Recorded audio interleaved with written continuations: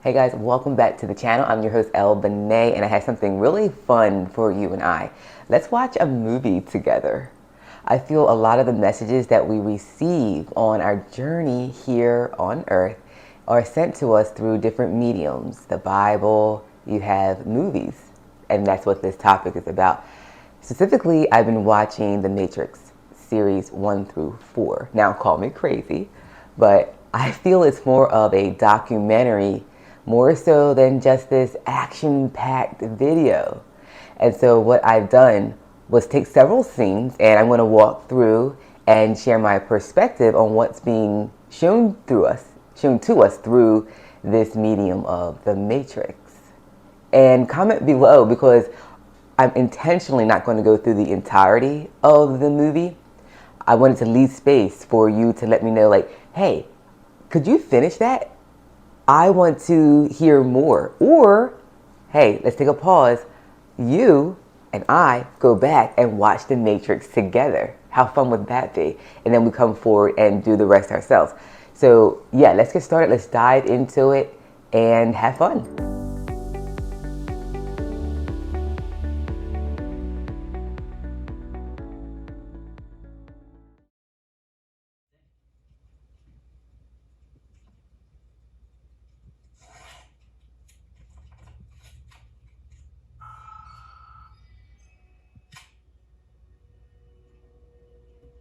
Hello? Hello, Neo. Do you know who this is? What? Yes. I've been looking. There are several main characters in The Matrix. You have Neo, Morpheus, and Trinity.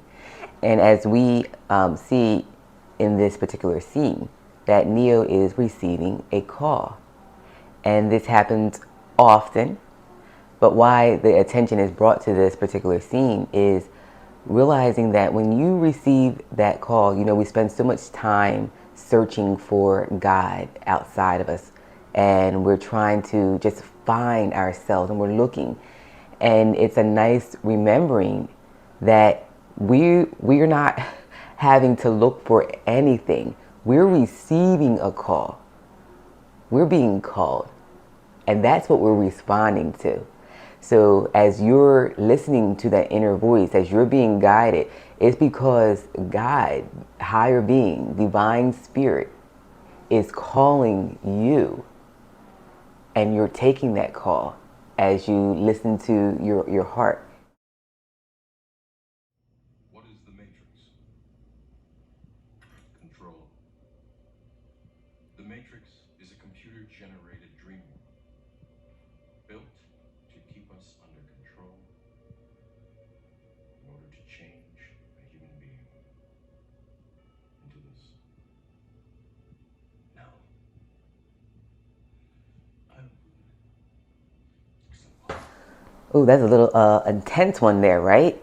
But hey, we're in this what if scenario. What if this is true, right? What if we are under control?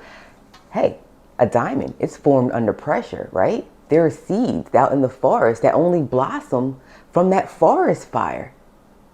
So what if this is spirit's way of ascension? For what you think you're under control by is really your encouragement to step into your power. What if any issue that's on your mind right now that has you under control?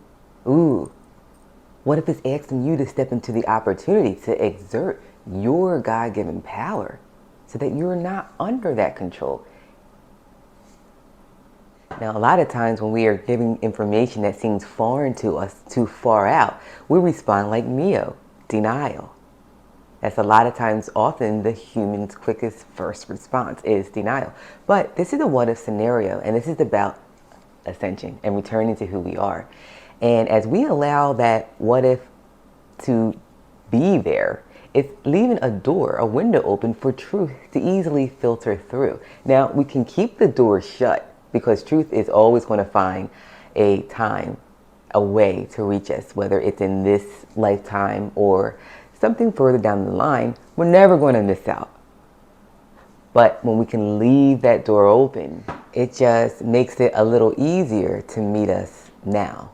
And the last part of the video that was so important was turning us into a charge. What does that mean? That battery charge. When we're worried about a situation, when a problem has us under its control, what are we emitting?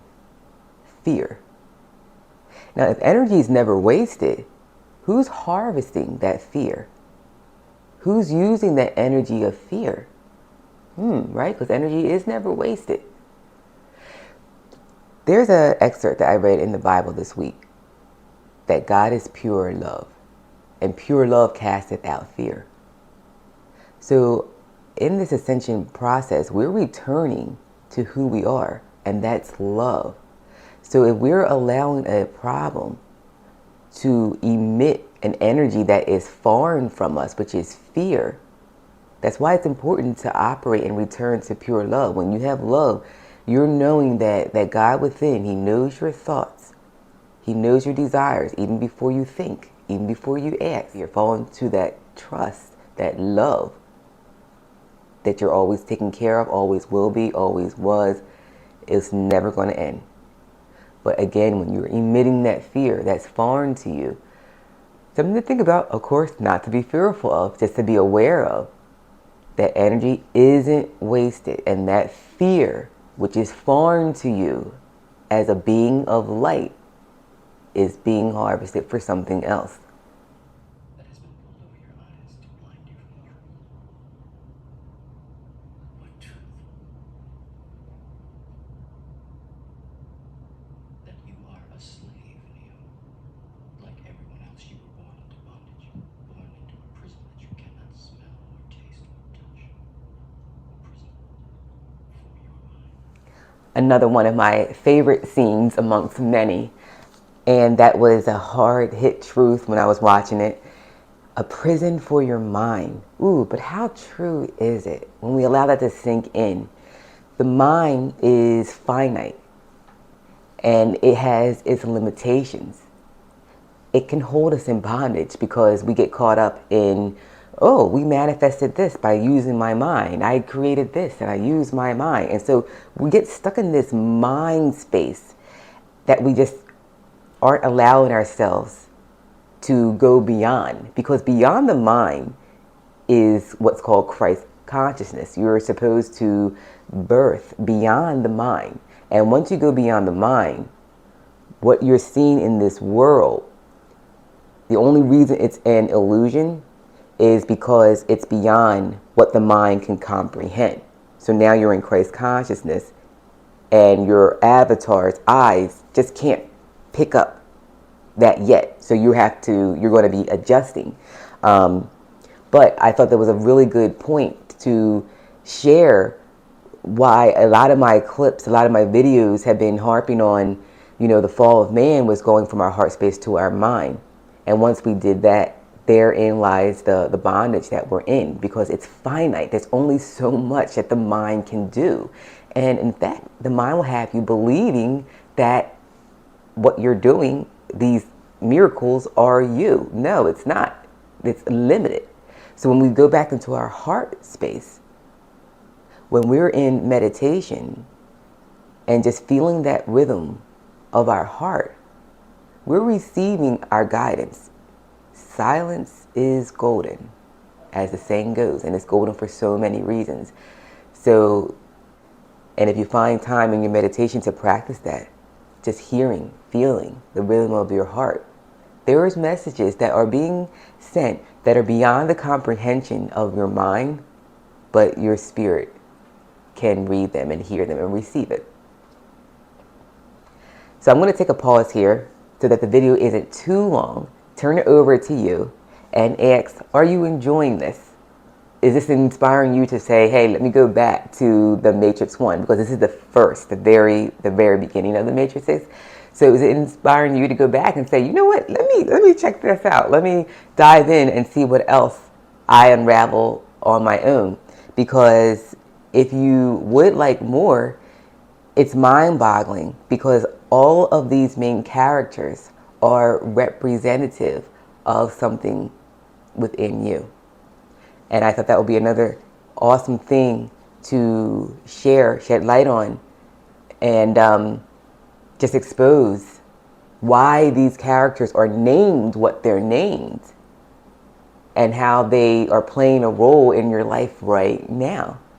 All right, guys. Well, until the next video, stay blessed. Comment below again with your thoughts on what you just watched. And I'll catch you guys on the next video.